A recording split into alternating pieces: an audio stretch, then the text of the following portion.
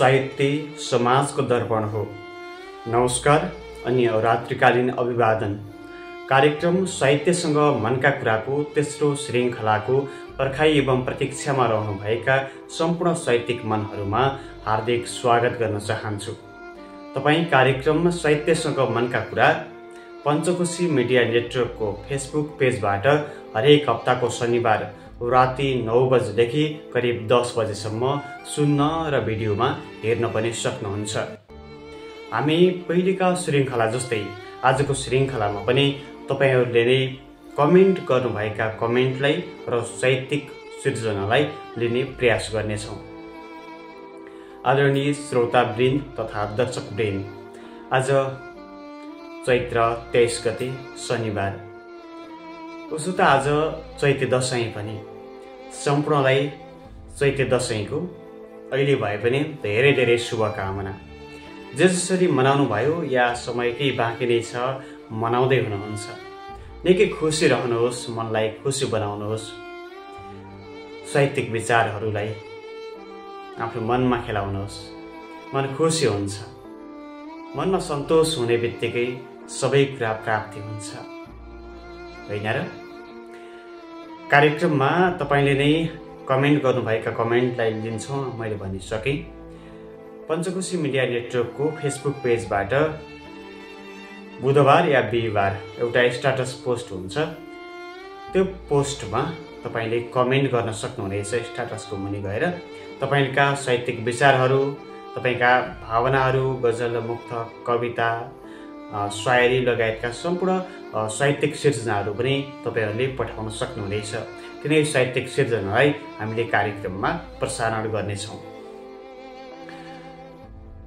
आजको कार्यक्रम यहाँबाट सुरु हुन्छ। झुटो माया व्यर्थै सपना प्रेम नै त थियो, झुटो माया व्यर्थै सपना प्रेम नै त थियो, बेकारकै भए नि चाहना प्रेम नै त थियो, मेरो मनमा केवल तिमी मात्र थियौ अनि, मेरो मनमा केवल तिमी मात्र थियौ अनि, तिम्रो मनमा 1000 जना प्रेम नै त थियो, झुटो माया व्यर्थै सपना प्रेम नै त थियो, बेकारकै भए नि सपना चाहना प्रेम नै त थियो।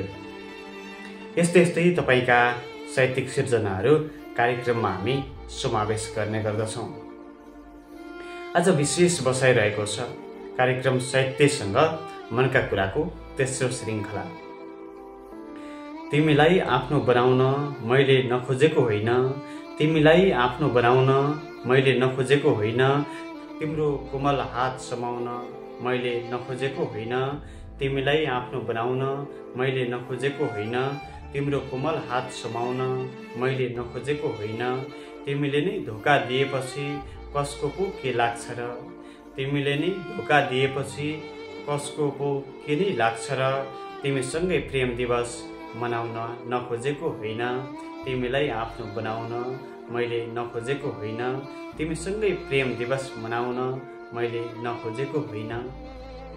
धेरै धन्यवाद दिन चाहन्छु ललित बहादुर साईले यो आफ्नो सिर्जना हामीलाई प्रेषित गर्नुभएको थियो, जुन ठाउँबाट गर्नुभएको छ। पक्कै पनि यहाँलाई कार्यक्रम मनपर्छ होला, आशा छ। त्यसै गरी अर्को साथीले पनि हामीलाई आफ्नो सिर्जना यहाँ पठाउनु भएको छ। जितको पर्खाइमा आइपुग्छ हार स्वीकार्न सकिन्न, जितको पर्खाइमा आइपुग्छ हार स्वीकार्न सकिन्न, सधैँ मात्र असफलताको भण्डार स्वीकार्न सकिन्न, जीवन हो चुनौती बाटो छेक्छन् गल्ती गरिएला, जीवन हो चुनौती बाटो छेक्छन् गल्ती गरिएला, हजुर यहाँ एउटै गल्ती बारम्बार स्वीकार्न सकिन्न, जितको पर्खाइमा आइपुग्छ हार स्वीकार्न सकिन्न, सधैँ मात्र असफलताको भण्डार स्वीकार्न सकिन्न। डीपी शर्मा खनाल लेख्नुहुन्छ, साहित्यिक अभिवादन सर, म डीपी शर्मा खनाल 8 नगरपालिका 1 7 तला घर भई हाल सुर्खेतबाट भन्नुभएको छ। धेरै धेरै धन्यवाद दिन चाहन्छु डीपीजी। यहाँले साँच्चीकै कार्यक्रमलाई मन पराउनुहुन्छ, साँच्चीकै साहित्य प्रेमी हुनुहुन्छ, साहित्यमा रुचि राख्नुहुन्छ। सधैँको बसाइ चाहिँ आज पनि यहाँको कमेन्टलाई लिन पाउँदा मलाई खुसी भएको छ। आगामी दिनमा पनि कार्यक्रममा यहाँले माया गर्नुहुनेछ, साथ दिनुहुनेछ र थप हौसला बढाइदिनुहुनेछ भन्ने आशा लिएको छु। अर्को एकजना साहित्य प्रेमी साथीले हामीलाई आफ्नो प्रतिभा एवं सिर्जना पठाउनु भएको छ। साहित्यिक उहाँको सिर्जनालाई हामी स्थान दिन्छौँ। घरिघरि मेसेज आउँछ माया हो कि रिस, घरिघरि मेसेज आउँछ माया हो कि रिस, बोलेर मन मारिदिन्छौ बोली हो कि विष, नाना थरी गाली अनि के प्रहार गर्छौ मुटुमा, नाना थरी गाली अनि के प्रहार गर्छौ मुटुमा, न त स्वीकार गर्न सक्छु मुटु छेड्ने बोली हो कि किस, घरिघरि मेसेज आउँछ माया हो कि रिस, बोलेर मन मारिदिन्छौ बोली हो कि विष। नमस्कार, म राम पौडेल चामुण्डा भिन्द्रासिनी नगरपालिका 1 घर भई हाल सुर्खेतबाट साहित्यिक अभिवादन गर्न चाहन्छु। सबैलाई सम्झिएको छु। कार्यक्रमको यो श्रृङ्खला अझै राम्रो होस्, सफलताको शुभकामना भन्नुभएको छ। रामजीलाई विशेष आभार प्रकट गर्न चाहन्छु। यहाँले पनि आशा छ कार्यक्रमलाई पक्कै पनि मन पराउनु भएको छ, माया गर्नुहुन्छ, साथ र हौसला सधैँ रहनेछ। तटपाईमा बग्ने आँसु सुकाइदिनु नयाँ वर्ष, तटपाईमा बग्ने आँसु सुकाइदिनु नयाँ वर्ष, मनका पीर व्यथाहरू लुकाइदिनु नयाँ वर्ष, हाँसो थप्नु सबको ओठमा खुसियाली सधैँ सधैँ, हाँसो थप्नु सबको ओठमा खुसियाली सधैँ सधैँ, रिस राग गर्ने दृष्टिको शिर झुकाइदिनु नयाँ वर्ष, तटपाईमा बग्ने आँसु सुकाइदिनु नयाँ वर्ष, मनका पीर व्यथाहरू लुकाइदिनु नयाँ वर्ष। सञ्जय अनुरागले यो आफ्नो मुक्तक हामीलाई प्रेषित गर्नुभएको थियो। जुन ठाउँबाट हामीलाई सम्झनु भएको छ सञ्जयजी, यहाँलाई विशेष धन्यवाद दिन चाहन्छु। आगामी श्रृङ्खलामा पनि यहाँको सहभागिता रहनेछ आशा छ। हो यस्तै साहित्यिक सिर्जनाहरू यहाँहरूले हामीलाई पक्कै पनि पठाउन सक्नुहुनेछ। हामी प्रत्येक हप्ता तपाईहरूसँगै जोडिन्छौँ। सुरुमा अवरोध मुस्किल आउन सक्छ, सुरुमा अवरोध मुस्किल आउन सक्छ, नयाँ जुत्ताले पनि केही दिन दुखाउन सक्छ, सुरुमा अवरोध मुस्किल आउन सक्छ, नयाँ जुत्ताले पनि केही दिन दुखाउन सक्छ। कसैले त यस्तो जन्माउ बुद्ध जस्तै नेपालमा, कसैले त यस्तो जन्माउ बुद्ध जस्तो नेपालमा, जसले मान्छेको विभेद हटाउन सक्छ, सुरुमा अवरोध मुस्किल आउन सक्छ, नयाँ जुत्ताले पनि केही दिन दुखाउन सक्छ। मान्छे जन्मिने अनि मर्ने यो संसारको रेत हो, मान्छे जन्मने अनि मर्ने यो संसारको रेत हो। कोही छ चित्त बुझ्ने गरी सम्झाउन सक्छ, कोही छ चित्त बुझ्ने गरी सम्झाउन सक्छ। यहाँ प्रेम नै सब थोक हो भने जिन्दगीमा, यहाँ प्रेम नै सब थोक हो भने जिन्दगीमा, के कोही मान्छे नखाइकन अघाउन सक्छ, के कोही मान्छे नखाइकन अघाउन सक्छ, सुरुमा अवरोध मुस्किल आउन सक्छ। नमस्ते, साहित्यिक अभिवादन सम्पूर्णमा। म मनोज रिजाल महाब गाउँपालिका 5 काशीघाट घर भई हाल सुर्खेतबाट भनेर हामीलाई मनोज रिजालजीले सम्झनु भएको छ। धन्यवाद दिन चाहन्छु। कालो कपाल गहुँ गोरो छाला चिनी राख्नु है, कालो कपाल गहुँ गोरो छाला चिनी राख्नु है, आज काम नलागे पनि भोलि लाग्न सक्छु। कालो कपाल गहुँ गोरो छाला चिनी राख्नु है, हल्का सानो अनि पातलो चिनी राख्नु है, आज काम नलागे पनि भोलि लाग्न सक्छु। नाम कृष्ण थर बोखुरा चिनी राख्नु है, कालो कपाल गहुँ गोरो छाला चिनी राख्नु है, हल्का सानो अलि पातलो चिनी राख्नु है। कृष्ण बोखुराले सम्झनु भएको छ। आफ्नो परिचय पनि सिर्जना मार्फत दिन सक्नुभयो। विशेष धन्यवाद दिन चाहन्छु। पक्कै पनि साहित्यलाई धेरै माया गर्नुहुन्छ। जो जति साथीहरू कार्यक्रम साहित्यसँग मनका कुरामा जोडिनु भएको छ, पञ्चकोशी मिडिया नेटवर्कसँग जोडिनु भएको छ, सम्पूर्णलाई विशेष सम्झना छ हाम्रो तर्फबाट। तिमी बिना अधुरो छ यो जीवनको यात्रा, तिमी बिना अधुरो छ यो जीवनको यात्रा, तिमी नै छौ हृदयभित्र मायाको चन्द्र तारा। तिम्रो हाँसो सुनेरै फुलहरू फक्रन्छन्, तिम्रो हाँसो सुनेरै फुलहरू फक्रन्छन्, तिम्रै नाम लेखेर हावा गीत गुन्जन्छ, तिम्रै नाम लेखेर हावा गीत गुन्जन्छ। नयनको गगनमा तिम्रो झल्को मात्रै छ, नयनको गगनमा तिम्रो झल्को मात्रै छ, सपना सँगालेर बाँच्ने बहाना यही छ। तिमी बिना अधुरो छ यो जीवनको यात्रा, तिमी नै छौ हृदयभित्र मायाको चन्द्र तारा। तिम्रो यादमा बग्छ यहाँ भावनाको खोला, तिमी आयौ भने मात्रै फुल्छ माया भोलि। हात समाईसँगै हिँड्न पाऊ प्रिय तिमी, हात समाईसँगै हिँड्न पाऊ प्रिय तिमी, माया अमर रहोस् कहिले नटुटोस् यो झिमी। धेरै धन्यवाद दिन चाहन्छु सिर्जनाको लागि। जितु थापाले मायाको संसार भनेर हामीलाई यो आफ्नो सिर्जना पठाउनु भएको छ। साथीहरूलाई र साहित्य प्रेमी मनहरूलाई के भन्न चाहन्छु भने, तपाईँ पनि कार्यक्रममा सहभागी हुन चाहनुहुन्छ भने आफ्नो ओरिजिनल अथवा आफैले सिर्जना गरेको साहित्यिक सिर्जना हामीलाई प्रेषित गर्नुहोला।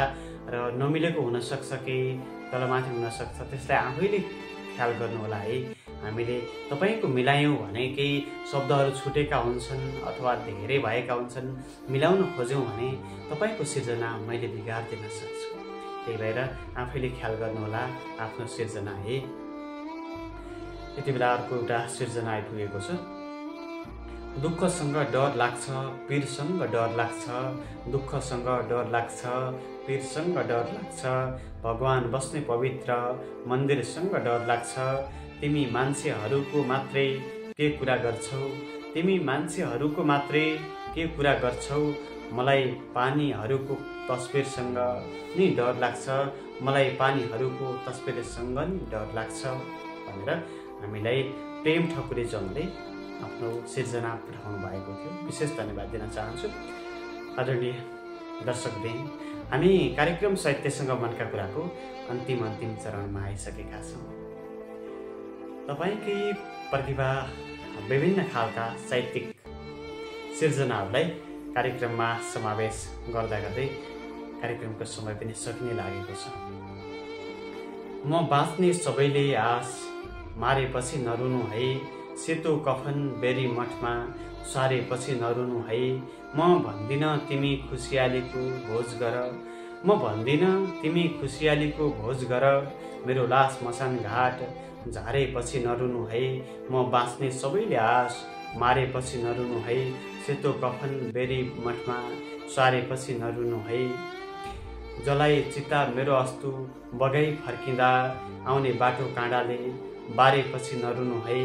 मैले होइन दैवले नै धोका दियो म के गरू, मैले होइन दैवले नै धोका दियो म के गरू। म गएर तिमी एक्लो पारेपछि नरुनु है, म गएर तिमी एक्लै पारेपछि नरुनु है। सँगै जिउने मर्ने कसम बेकार भयो सानो, सँगै जिउने मर्ने कसम बेकार भयो सानो। बाध्य छु म मृत्युसँग हारेपछि नरुनु है। म बाँच्ने सबैले आशा मारेपछि नरुनु है, सेतो कफन बेरी मठमा सारेपछि नरुनु है। विकास ब्रेले दैलेख जिल्लाको भैरवी गाउँपालिका 5 डोक्राबाट हामीलाई सम्झिनु भएको थियो, तर हाल भारतको लखनऊमा हुनुहुन्छ। यहाँको सिर्जना एकदमै मन पर्यो, आफ्नै रचना हुनसक्छ। विशेष आभार प्रकट गर्न चाहन्छु र सम्मान छ यो सिर्जनाको लागि। पक्कै पनि साहित्य प्रेमी मन हुनुहुन्छ। हामी कार्यक्रमको अन्तिम क्षणमा छौँ, मैले भन्न सकेँ। अबको केही समय तपाईँसँग हामी रहनेछौँ। कार्यक्रम साहित्यसँग मनका कुरा जस्तो लाग्छ त्यस्तै सल्लाह सुझाव एवं प्रतिक्रिया दिन नभुल्नुहोला। ठेगाना रहेको छ पञ्चकोशी मिडिया नेटवर्कको। तपाईँले इनबक्समा पनि सम्झन सक्नुहुनेछ आफ्ना गुनासा सल्लाह सुझाव एवं प्रतिक्रिया लिएर, र कमेन्ट पनि कार्यक्रम मुनि गर्न सक्नुहुन्छ। कार्यक्रममा सहभागी जनाउनुहुने कमेन्ट मार्फत सम्पूर्ण साहित्यिक प्रेमी मनहरूलाई साथीहरूलाई हृदयदेखि नै धेरै धेरै धन्यवाद व्यक्त गर्न चाहन्छु, धन्यवाद दिन चाहन्छु। आगामी दिनमा पनि यहाँहरूको साथ र सहभागिता सदैव रहनेछ। कार्यक्रम साहित्यसँग मनका कुराको तेस्रो श्रृङ्खलामा साथीहरूका सिर्जनाहरू अथवा साहित्यिक विचारहरू यति नै लिन्छौँ। कार्यक्रमको अन्तिममा पार्नुसम्म पार्यौ पेर वचनको गोलीले, पार्नुसम्म पार्यौ पेर वचनको गोलीले, फेरिँदैन मेरो तकदीर वचनको गोलीले। तिमी माथि अब मैले कसरी भरोसा गरौँ, तिमी माथि अब मैले कसरी भरोसा गरौँ। घाइते बनायौ पुरै शरीर वचनको गोलीले, पार्नुसम्म पार्यौ पेर वचनको गोलीले, फेरिँदैन मेरो तकदीर वचनको गोलीले। कार्यक्रम साहित्यसँग मनका कुराको तेस्रो श्रृङ्खला सकिएको छ। चौथो श्रृङ्खलामा भेट्ने बाचासहित तेस्रो श्रृङ्खला कार्यक्रम साहित्यसँग मनका कुराबाट बिदा हुनुपर्व।